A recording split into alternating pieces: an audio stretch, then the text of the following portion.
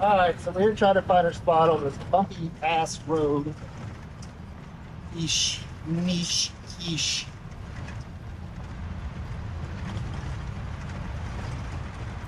See what happens. It's a pretty good road, it's just got big river rock in it.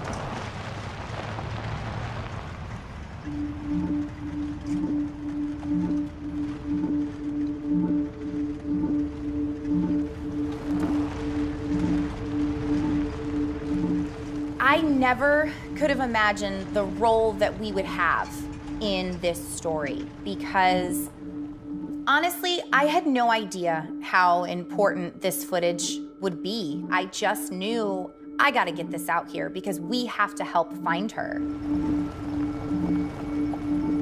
I go to the saved footage, I look through it, and I see this white speck. And it gets bigger and bigger and bigger, and as soon as we saw that van, we knew that it was Gabby's van.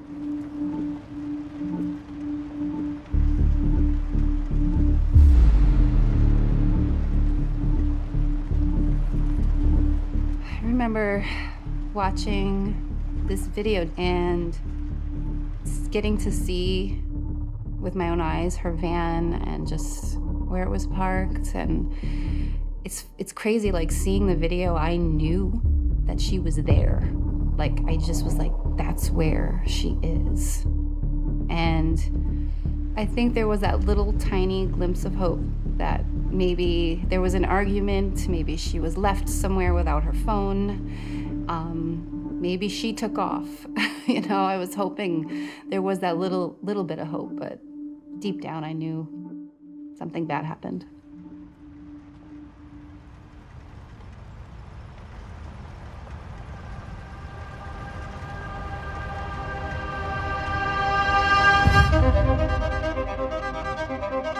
In June of 2021, Gabby and her fiance embarked on a cross-country trip and documented their journey on YouTube and social media.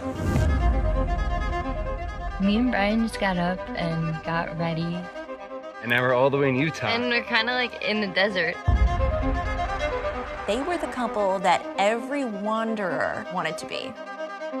Gabby, PETITO, never goes outside. Here's a missing persons case that is spreading all over the place like wildfire. 2 young kids on a trip across the country, and one of them disappears. We love her very much, and we want her to come home. Police across the country are searching for any clues related to Gabby's disappearance. We need settlement. This case became a social media obsession. I see Twitter going like crazy. I have been so consumed by this case. Where's Gabby? Where's Gabby? It felt like the whole country was trying to find her. Dozens of law enforcement agencies, the FBI, and thousands, possibly millions of people online. You couldn't tell anything could have been wrong. They could have never known what was to come.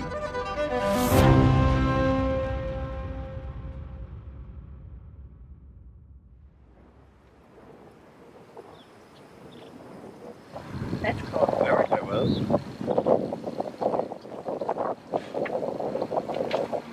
Alright. So I'm gonna make some yogurt.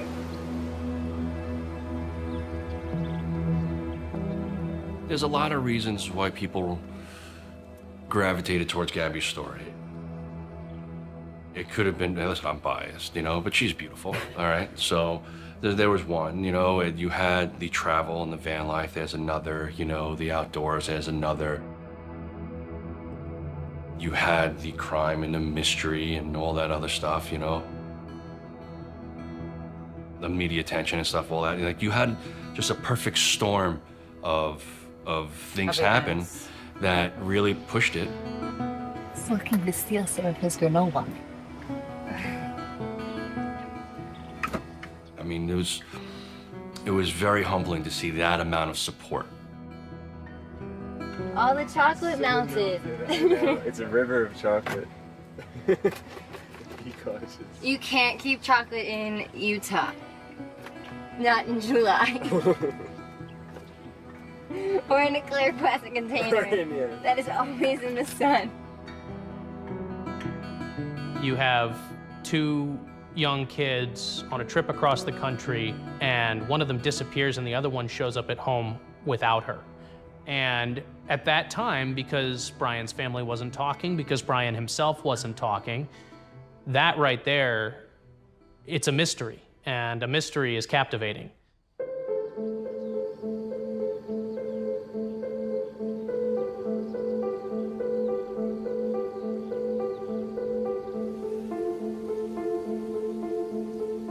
It's every parent's worst nightmare. You send your child off on this amazing trip to go travel with their boyfriend, and then she goes missing. Everybody wanted these answers about Gabby Petito. He's the last person who was with Gabby Petito, and she's missing, and people want to find her safe and alive, and hey man, tell us where she's at, you know?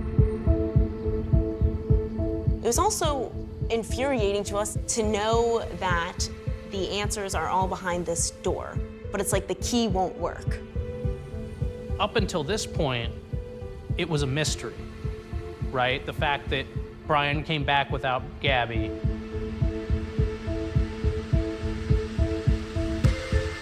But once we got this video, it became a full-blown social media public investigation.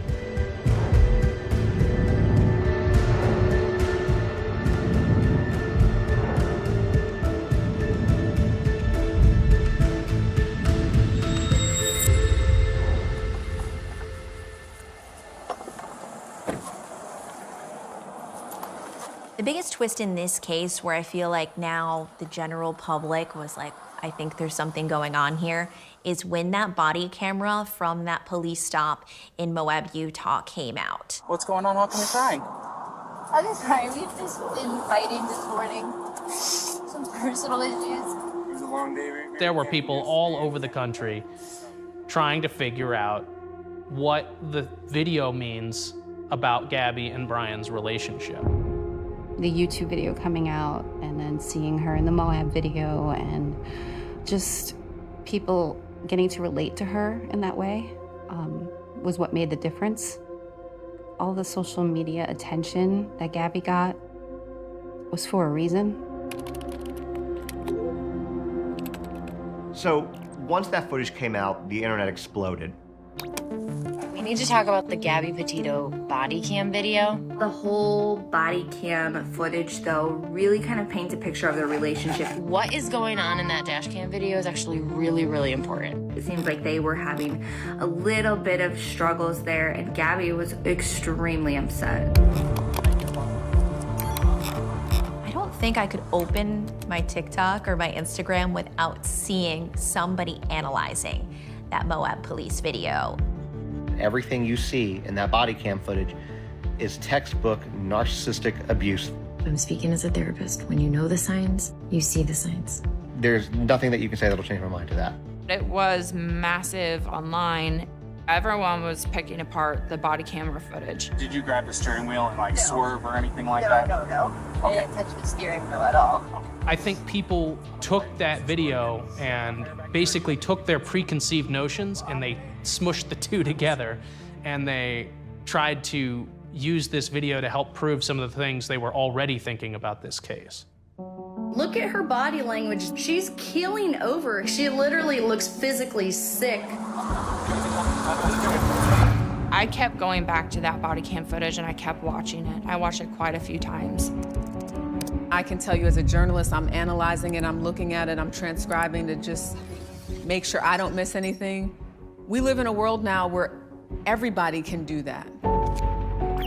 I think that a lot of online sleuths, myself included, you start looking at the contradictions, right? First of all, there's a lot of conjecture around a cell phone. I'm still hung up on the thing that he doesn't have a phone.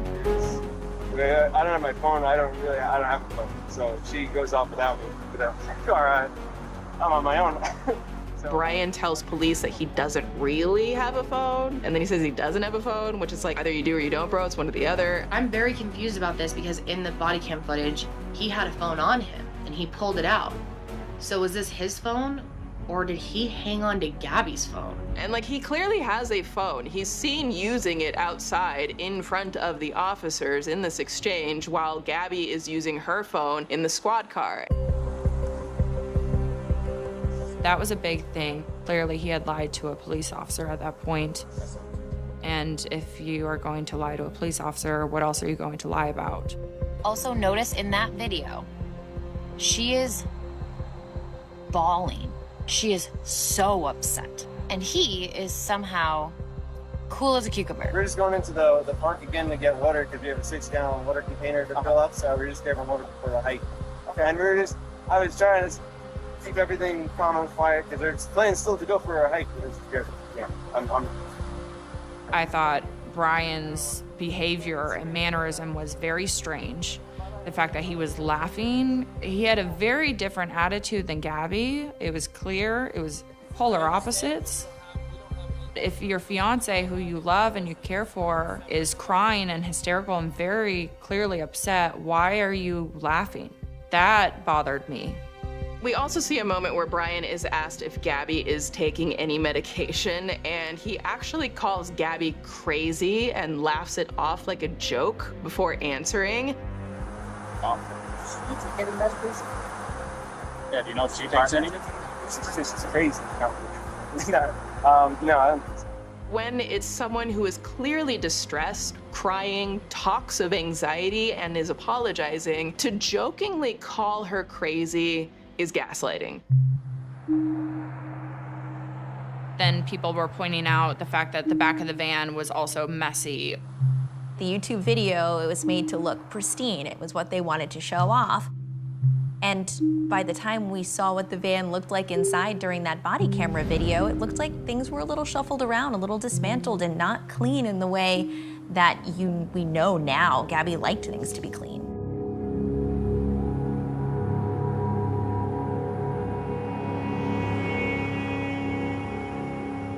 He is everything that my training teaches me what abusers act like when they interact with law enforcement.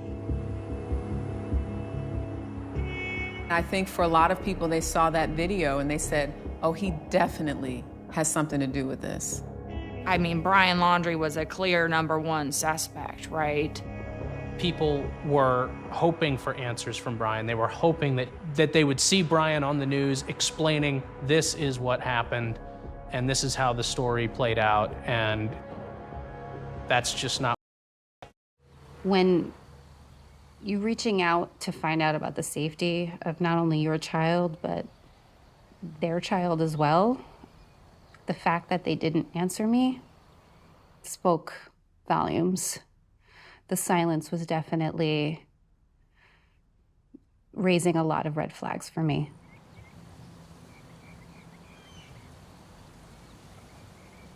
So I went to Florida. We set up our live shot right next door to the Laundrie family home. It is very strange that he did not want to talk to police or provide any information, and I think that at the core is something that is sort of baffling to everyone. The mood was dark. It was sad. Someone walked away in the comfort of your home while they're dealing with their child. We seek justice for Gabby. There were people in front of Brian Laundrie's home. They wanted answers. So when you think of Florida, often you think of beaches. Northport is not on the beach. It's more near a swamp. Being inland, it's extremely humid. It's hot. September, it is still the heat of summer. And the frustration was getting to a boiling point. Everyone thought Brian was in the house. And so while I was covering the updates right outside the Laundrie home, it was a growing frustration every day that they weren't coming forward. You're going to prison! Where is Brian Laundrie? People were getting angrier. More people were coming to stand in front of their house and yell at them and tell them to come forward. Where is Brian? Outside of the Laundrie home was something I have never seen before in my career. This is criminal! Where is Brian?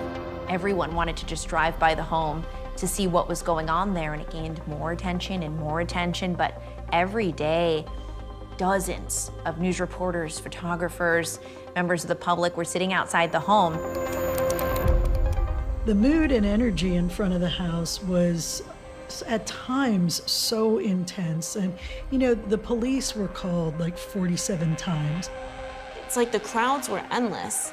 People flew down to go protest in front of the Laundrie's house. They came from all over America to come yell at these people's doorstep. Where is Gabby? Where is Gabby? I'm telling you, the house became like, you know, the Amityville Horror House. It became this spectacle. There was also multiple periods of time where members of the public were taking pictures of Gabby and either putting them on stakes in their lawn or walking up to the trees on their property and taping up pictures of Gabby.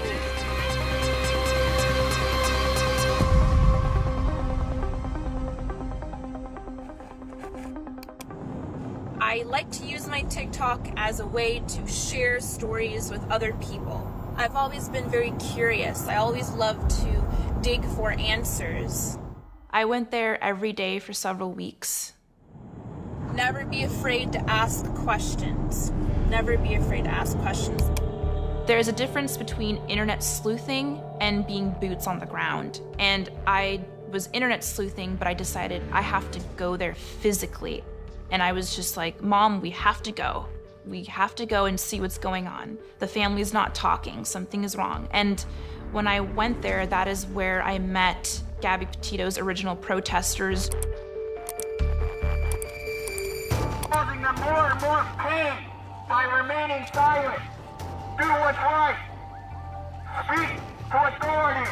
They were there in the heat of the sun, and this was in some of the hottest times of the year. We were sunburned and sweaty, but we were out there because of Gabby, because of the silence of the Laundrie family. And they don't even answer, they don't even respond.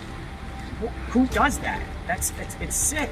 And he needs to come out and go to authorities, go to the FBI, the local police here in Northport, and tell them what he knows.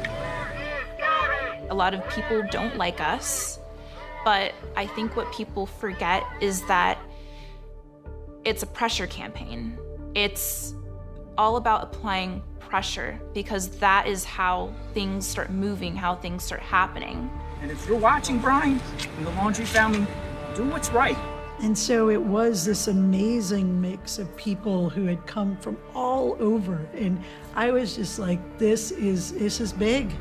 The public needs to put pressure on the Laundrie family for answers. The Laundries never came outside. They never addressed everybody outside. They never addressed the cameras. This whole case, it always just seems like the answers were right there, but we just didn't have access to them. And in that void and vacuum of information, people injected their own theories, opinions, and insights into what happened to Gabby and Brian. I don't think Gabby Petito had access to her Instagram page since July 26th. I think that Brian Laundrie took it over at that time. The reason that I think theories are important is because there's a lot of really weird pieces to this whole thing, right? And we're not really sure how a lot of it comes together.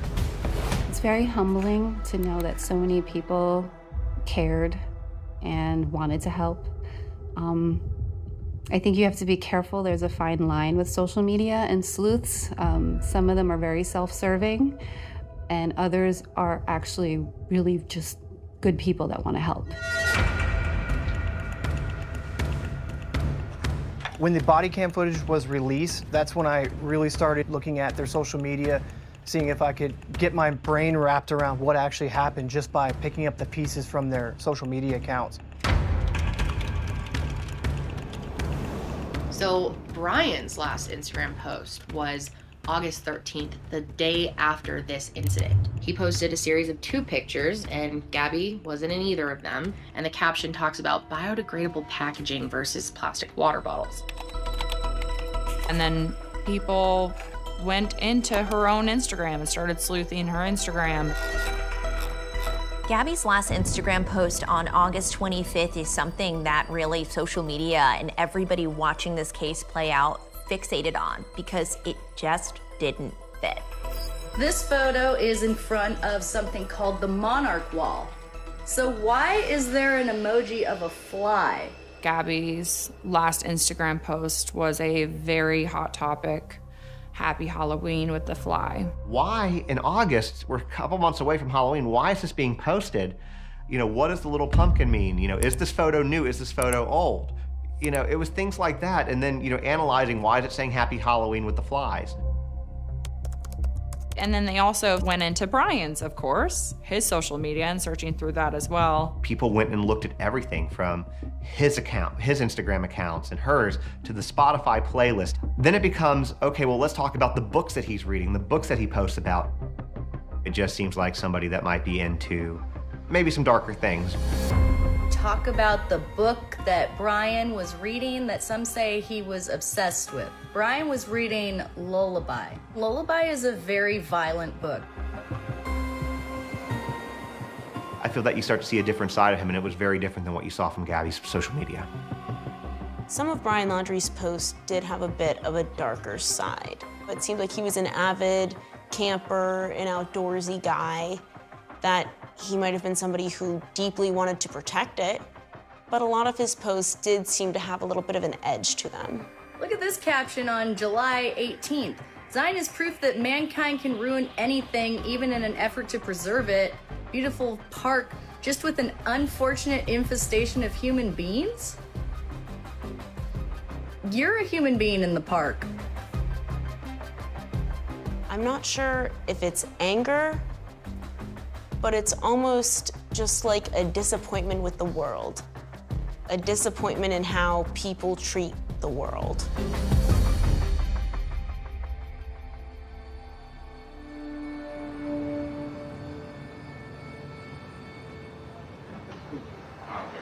Which mic? Hello, check 1, 2, 3.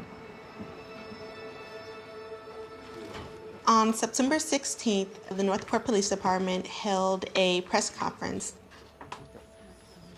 Police told us that they were focused on Gabby. Well, we share the frustration with the world right now. So, you know, 2 people went on a trip, 1 person returned, and that person that returned isn't providing us any information. At that point, it was the first time that people were hearing this official discussion of the investigation and how they were conducting it. Our focus is to finding Gabby, and we are pleading with people out there to give us information, point us in the direction that we need to be, and help us find Gabby. Gabby and her family deserve that. They were saying they were not going to be pursuing Brian. They were going to focus on trying to use the information they had to track down Gabby's last whereabouts. Right now, this is a missing person case, all right? And our focus is to find Gabby. My focus isn't to bring Brian in right now, it's to find Gabby. Brian is exercising his constitutional rights, and I have to respect that. But as of right now, the focus is finding Gabby. Brian was not named a suspect. Brian was simply a person of interest in this case. Do you know where Brian Laundrie is right now? Yes. The police did not have enough evidence, did not even have enough of an idea of what happened to charge Brian with anything. At this time, I'm going to allow Joe, Gabby's dad, to come up and say a few words.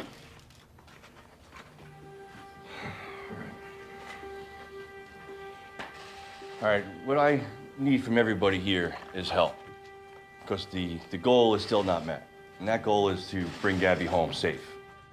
Everything was from the heart, you know. The press conference on the 16th, my closest friend came with me and got some pen and paper. He's like, here, write down what you're gonna say. It's like, it's not me, you know, I'm just gonna tell it like it is, you know. If I have to prepare something, you know, about asking for help for my daughter, that's not asking for help. I'm asking for help from everyone here. I'm asking for help everyone at home. I'm asking for help from the parents of Brian, and I'm asking for help of the family members and friends of the Laundrie family as well.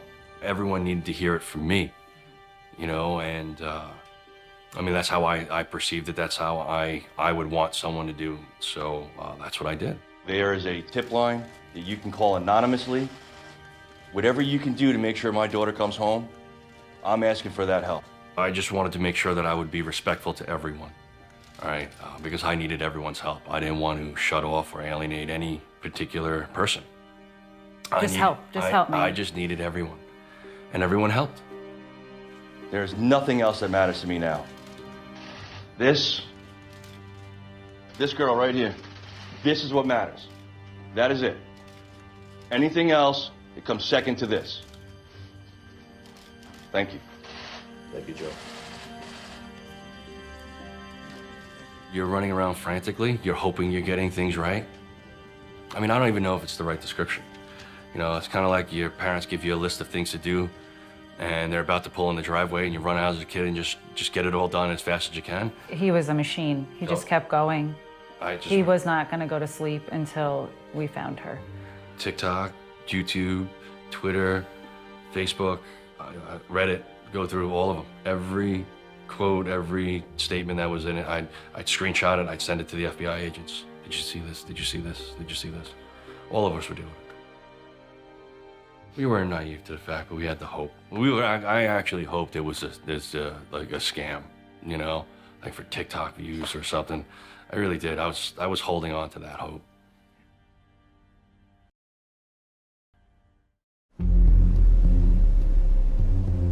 I wanted answers, like everybody else. I would spend, admittedly, I would spend hours looking for clues. The majority of my work is under the radar. I don't really like putting myself out there in my face, so my detective work on this case was behind the scenes. I see a lot of videos being like, oh, why are people talking about Gabby Petito case so much? I think a lot of it has to do with maybe he did just leave her somewhere. Maybe he did just leave her and went home. Like, there is a chance she could still be alive, and I think people are trying to find her safe.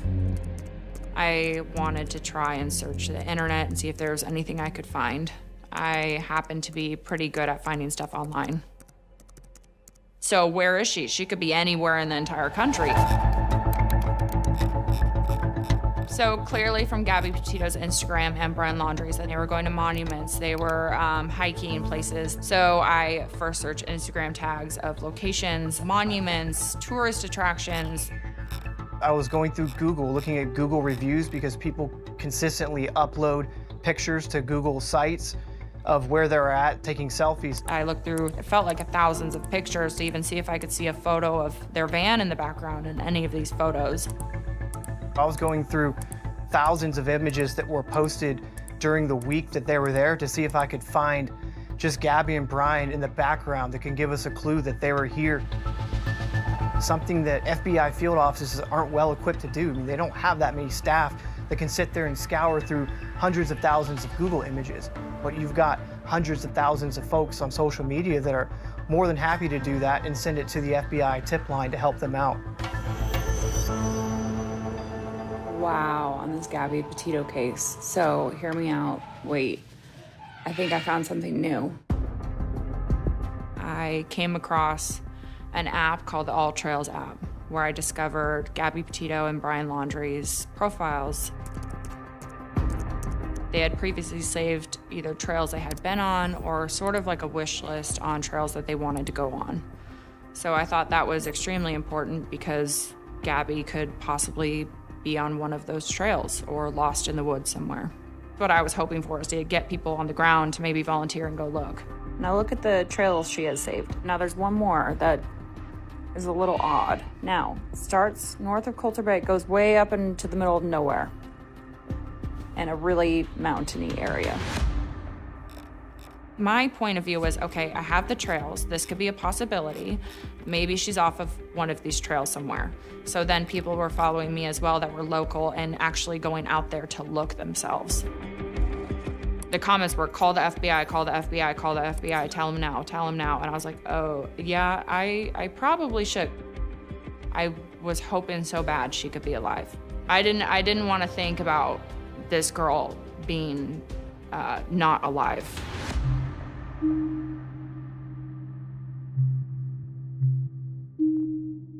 But then what we learned about Brian Laundrie was the things that we didn't see, the things that weren't shown via social media.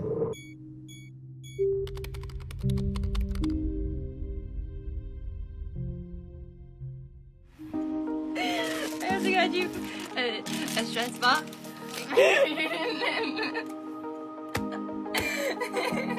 Rose Davis was Gabby's friend in Northport, Florida. They hung out, they took pictures, videos together on TikTok. I'm so glad that Gabby had her as such a close friend. It's kind of weird to say I met her on Bumble for Friends. People always laughed at us for that. But hey, glad she came into my life. So everywhere she went, just always cheering me up, you know? Gabby loved spending time with Rose, and Rose felt like Gabby was at points where she wanted to tell her things, but decided not to.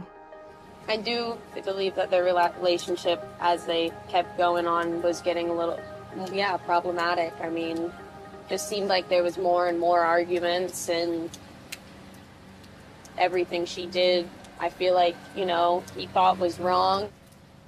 They didn't know each other that long, but they instantly bonded. I think if anyone, Gabby probably would have ended up opening up to Rose before anyone else about what was going on.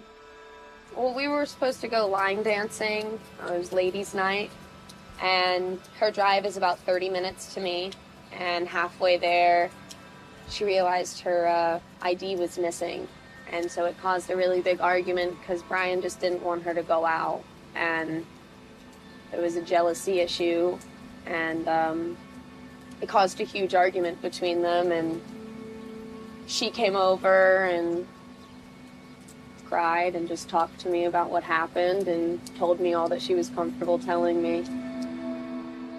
It added another layer to the story and more questions.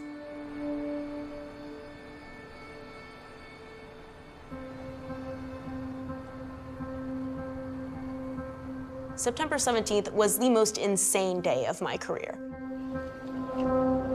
This was another big twist in the story. We didn't expect it at all. It's certainly one of the craziest days I've ever had as a reporter. I got a call from my newsroom that police were at the Laundrie home. By the time we got there, we could already see a crowd of people forming. Bring Gabby home! Where's Gabby, Brian? Where's Gabby? Where's Gabby? There was an angry mob, and there were dozens of reporters up near the front door. Where's Gabby? Where's Gabby? Where is Gabby, Brian? We're out here! I have never been around a crowd of people that was so intense. Laundrie family, we're out here! We'll be out here every day! So I pulled out my phone while my photographer was setting up the shot and live streamed what was happening right in the Laundrie's front yard. Hey guys, this is Rob Manch. I am live here in front of Brian Laundrie's home in Northport, Florida, and we are waiting. Police are inside the house right now. During the Facebook Live, you could just see more and more people gathering outside the house. It really felt like that moment was what all of this had been building towards. When the police got there and people stormed their lawn, I've never been in anything like that. Arrest Brian! Arrest Brian! Arrest Brian! Bring Gabby home! Where's Gabby, Laundrie? Where's Gabby? Where's Gabby? It was insane. I mean, people were chanting right up around their front porch area, right up at the door. Everyone off the property. Private property. Everybody get off the property. I mean, it was exhilarating for us on the news end, but also we were wondering, what are they doing in there? Like, are they finally gonna make an arrest? Is Brian Laundrie finally going to be named as a suspect? We just couldn't get any of those answers at the time.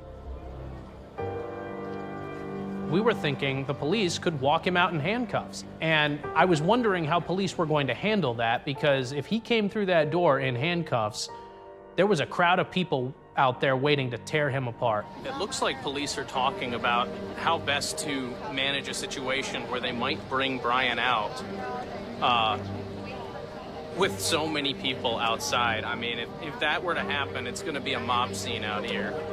People thought, okay, this is it. We're going to get some information, finally, after days and days of waiting. But not every case is like that. It was almost mind-boggling that every time you thought this story was going to come to a conclusion, we were finally going to get some answers, no, it's just another twist. And then it came in. Brian's not at that house. He is missing.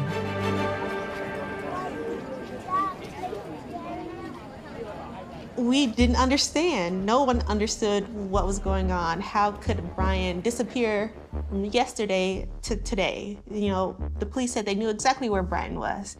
And now, less than 24 hours later, he's disappeared. It was truly shocking to know that Brian Laundrie was missing. It wasn't just where's Gabby anymore, it's where is Brian? The mother lover is missing. I literally don't have words to put into about what has happened today, this evening.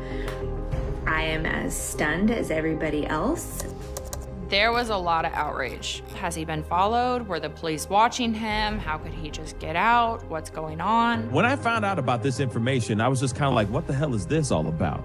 I think that we all thought it was a farce. People have been incredibly frustrated. How could Brian have left? The house has been watched like 24/7, not only by media, but also just people. There have been tons of police activity. How did he manage to just slip away?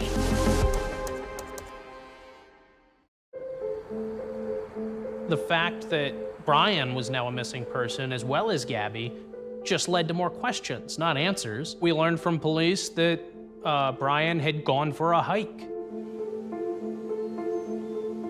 Apparently, he had gone for a hike in the Myakkahatchee Creek Environmental Park, which was a park right outside of Northport. He had a few things with him, and he had parked his Mustang at the entrance of that park and gone for a walk. What really raised some red flags here for law enforcement, and also certainly for the general public, was that Brian's parents went and picked up his Mustang that was parked at the entrance of the park with no Brian in it and returned the car home. But Brian wasn't in the car, and it wasn't until a couple of days later that his parents reported him missing.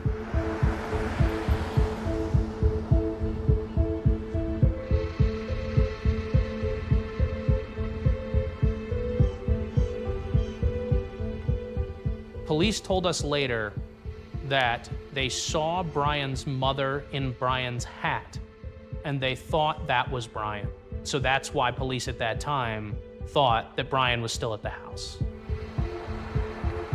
So as of the night of September 17th, there were now 2 searches taking place. Gabby was lost in Wyoming, and Brian is lost ostensibly somewhere in Florida, maybe the Myakkahatchee Creek Environmental Park, where his parents said he had last gone. Law enforcement faced huge challenges. A 25,000-acre wildlife preserve of swamp, of alligators, wildlife, a most unhospitable place to go looking for somebody. Just the sheer vastness and the trees and the environment, the bugs, the heat. Very few people in the public, and perhaps even the Laundrie parents themselves, did not think Brian Laundrie was in that swamp, but in fact thought that he was possibly on the run. He ain't missing, y'all. This mother lover on the run. That's all it is. Maybe he did get away. Maybe he went to Cuba, but Cuba actually can extradite. U.S. can extradite from Cuba and vice versa. The only thing that Cuba won't do is a Cuban national. Now, if he got to Mexico and then went to Colombia or someplace in South America, that's a different story. So we know Brian Laundrie is gone, but where could he have gone? And I think that's when a lot of rumors started sparking up. You know, oh, he hopped on a boat, went to Mexico, he took off, he's in Spain, you know, he's in the Bahamas. Nobody knew where he was. But also we were wondering, where's Gabby? Jim just looked at me one night and he said, I need to go to Wyoming. I have to go. And we called Joe and Tara and we all decided together that Jim was the right person for that because I was a mess. I wasn't sleeping. And Joe was like, I don't know if I can handle that.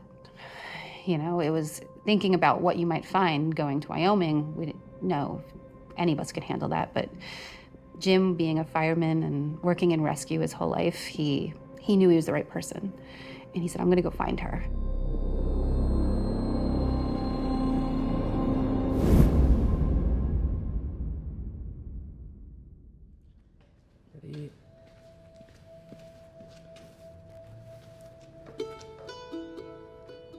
My name is Jen Bethune, and I live with my husband, 3 kids, and 4 dogs in our 1983 Silver Eagle bus. Do I know what that is? I got this. When we started renovating the bus, we knew we wanted to document all of it. And so we started our YouTube channel, Red, White, and Bethune, showing you America through our lens. And we document everything that happens. I mean, breakdowns. There was one time the dog threw up on the couch. Kevin had a rough day being a dog. In late August, we were actually up in Idaho. We asked another family where we should go. We had no idea. And that family said, you need to go and camp at Spread Creek, dispersed camping in the Grand Tetons. And we hadn't even planned to go that route. We were gonna go a completely different way, and we were like, you know what? Sounds good. Let's go. Y'all, look at this. It's the freaking Tetons. It's been on our bucket list forever. I know it's been on this guy's bucket list. I would describe the Grand Tetons as a pretty desolate place. I mean, there are a lot of campers that go there because it's absolutely stunning views. It's picturesque and serene. There's a lot of dispersed camping that is there in the Tetons. So you basically go down a path where the signs say, and you pull off the road and camp. Everybody's tucked away in little bushes behind trees. My husband accidentally left the GoPros running, and we were only in the Tetons for about 12 hours. That's it.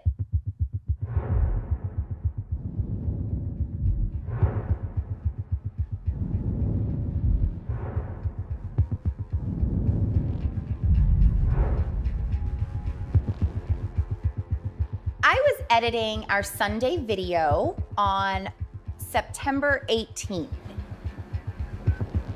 I got a phone notification from another nomad that said that the National Park Service just put out an Instagram post that if you have been in the Spread Creek dispersed camping area on August 27th or 28th, please look through your footage, send anything that you have in. And immediately my brain went to, I just edited August 27th footage, and we were in the Spread Creek dispersed camping. So I open up the laptop, I go to the saved footage, I look through it, and I see this white speck.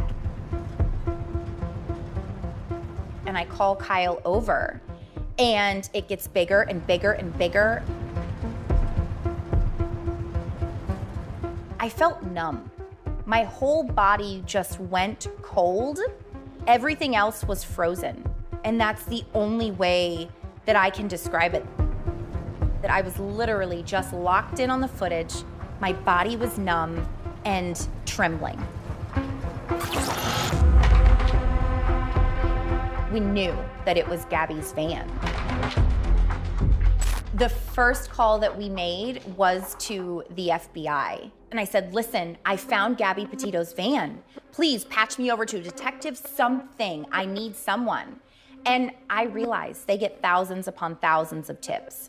And the woman on the phone was very nice. She just said, we have a link that you need to deposit your footage into, and we'll call you if we have questions. And I was like, okay, no, you don't understand. I found the van. I have footage of her van in Spread Creek. And she reiterated again that just drop it off at the link and then we'll call you if we have questions. And so I just hung up the phone and I was so discouraged. And about an hour and a half goes by with no phone call. And I said, we've got to get this out as fast and as far as possible. And so we put it in the beginning of our Sunday video so people could just watch it and go about their day.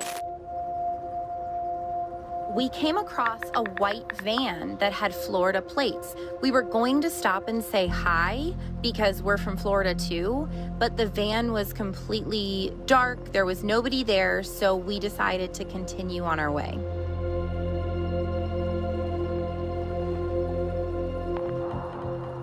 After we uploaded the footage, everything hit the fan. The van looked like it was pretty much kind of abandoned. We figured maybe they were out hiking or they were just chilling inside. There was no doors open.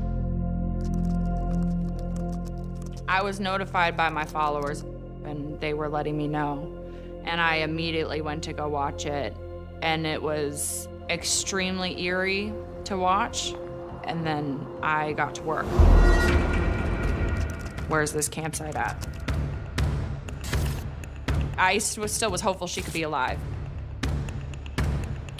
I saw it as a gold mine for information. People were able to start dissecting that footage and combing through it and trying to find clues. What can you see in the footage? What can you find? So I zoomed in on the screen recording where people are thinking that they see somebody digging. It looked like someone was digging in the background. So then my followers asked me, what do you think? What do you think? To have so many people analyze our footage was crazy. People say it looks like someone is digging a hole. People are saying it looks like a man carrying a shovel. So I started going through this footage to debunk some of the outlandish claims of Brian in the field digging, burying a body, a drone flew by the CIA scouting the area out, a gun thrown on the road. All of these theories that I saw being posted. So I used that time to comb through frame by frame of the whole video and start pointing out, hey, this is a branch, this is not somebody digging, this is not a gun, this is not a body. So things like that. But something just didn't seem right. I was able to zoom in. I saw a vertical shadow disappear that ran up the back of the van. Nothing should have been moving. So I enhanced the footage even more, slowed it down, stabilized it, and clear as day, you could see the back door closing.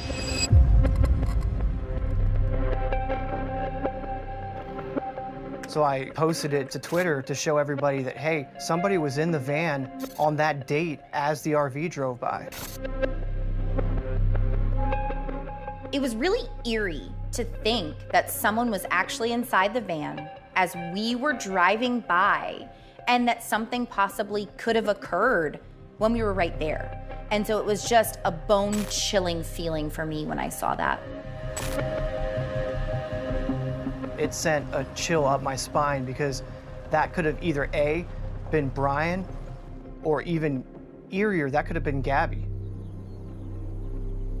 I remember watching Red, White, and Bethune's video, getting to see with my own eyes her van and just where it was parked. And it's crazy, like seeing the video, I knew that she was there. Like, I just was like, that's where she is. And she could have been anywhere, to be honest, but I just knew. I said, this video it just brought me like to the place. And I was still hopeful. Okay, she's alive and that's where she was last seen. So let's keep looking for her. Let's keep going. Where's the trail? It gave law enforcement a place to look. I think that video really became a game changer.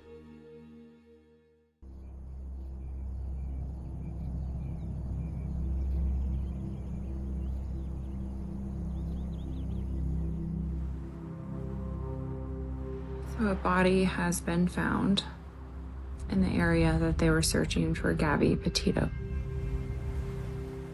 Now I can't say if this is Gabby or not, but if it is, it makes me really sad because I was really hoping by chance they could find her alive. Jim wanted to stay in Wyoming until Gabby could come home. And he was out there working with the FBI and everybody involved, and Jim wanted to tell us himself. He didn't want any of the FBI agents telling us. Imagine the strength that took. You know, it was the worst phone call I ever had. It's the worst phone call I'll probably ever get. And yeah, you know, he called us up and he's like, listen, we need you to get to a spot in about 5 minutes. We're gonna call you back. We're gonna have a talk.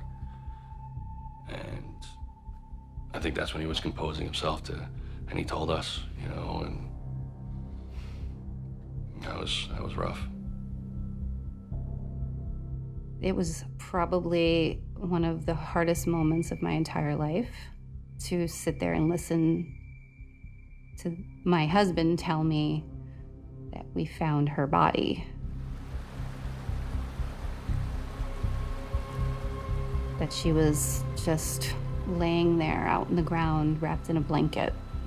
Just gave me this vision of, like, she was just left there alone. Earlier today, human remains were discovered, consistent with the description of Gabrielle "Gabby" Petito. Full forensic identification has not been completed to confirm 100% that we found Gabby, but her family has been notified of this discovery. You know.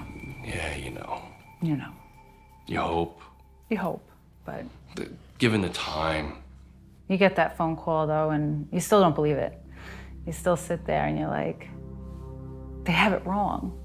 They have it wrong. Like, it's not her, right? It can't be her. For like a couple seconds, and then you're like, wait, they're not gonna give that call without that. The cause of death has not been determined at this time. We appreciate your continued support and patience as we work through this process.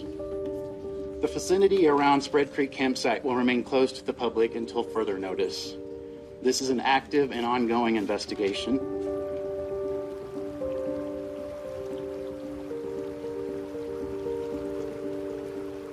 I know that we were expecting that it was going to be a bad call, but when it happens, it's still unbelievable.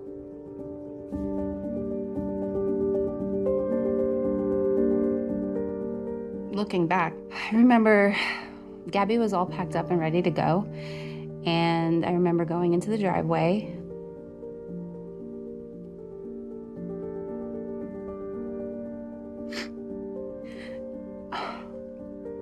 It was this hug. It was a long hug that she gave me, and it was like she was saying goodbye.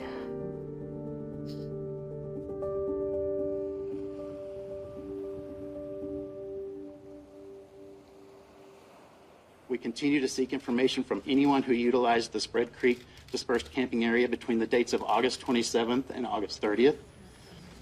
Anyone that may have had contact with Gabby or her boyfriend, or who may have seen their vehicle in that area. Please share any new information with the FBI at tips.fbi.gov. It just shifted the whole vibe of this case. Now all of a sudden we're dealing with a possible murder and a murder suspect instead of a missing person and a missing Brian as well. It just changed the entire feel of what it was that we were dealing with. The speculation went crazy. And now everyone wanted to find Brian.